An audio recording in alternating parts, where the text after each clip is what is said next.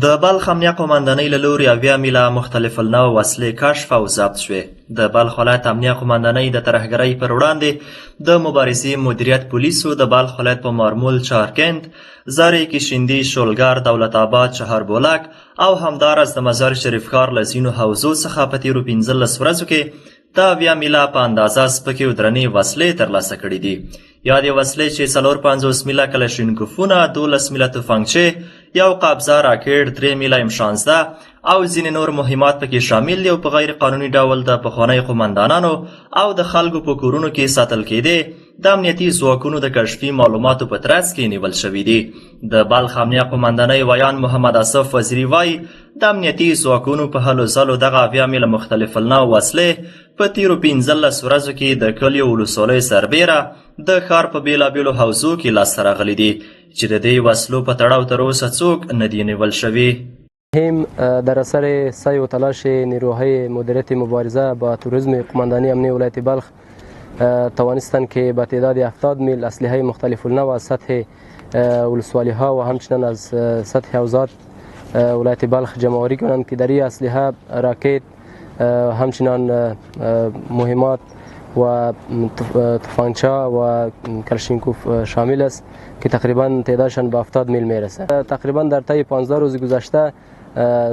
به دست آمده از افرادی که سلاح را به شکل غیر قانونی در خانه های خود نگهداری میکردند، از خانه های اونها در اثر راپورهای کشفی به دست آمده و در قبال اینها کسی گرفتار نشده.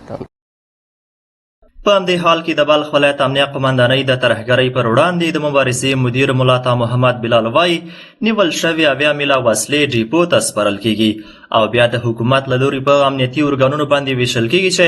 د وطن او ولس ساتنه پرې کوي. دغه 80 میله اسلحه مختلف نوع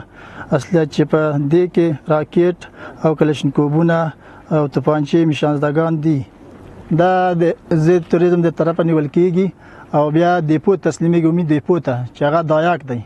دایاک ته تسلیموي. دایاک چې بیا هغه د مشرانو په هدایت باندې هغه دولتي ارګانونو ته چې هغه د وطن په خدمت کې دي هغه تقسیموي او خپل خدمت خلي.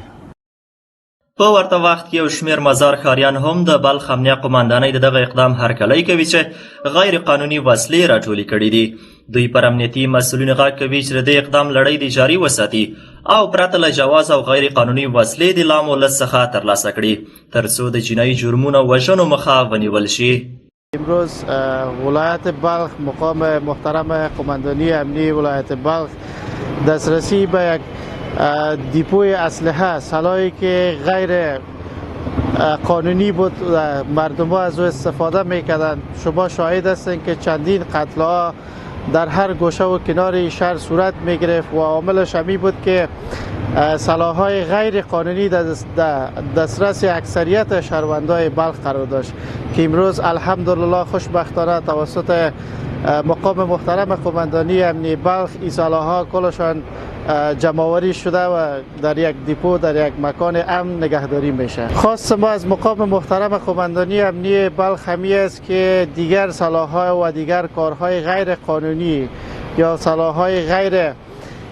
بدون امر که دیگر شهروندان استفاده میکنند، خواست ما همی است که وارم جمع بکنند. د معلوماتو له مخې د بلخ ولایت عمومي امنیه قوماندانۍ په تیرو 3 میاشتو کې د 180 جنایي پیښو په ترڅ کې د قتل، غلا او اخلاقي فساد په تور 250 تنه کسان نیولي چې د لا پلټنې په موخه عدلي او قضایي ارګانونو ته سپارل شوي دي.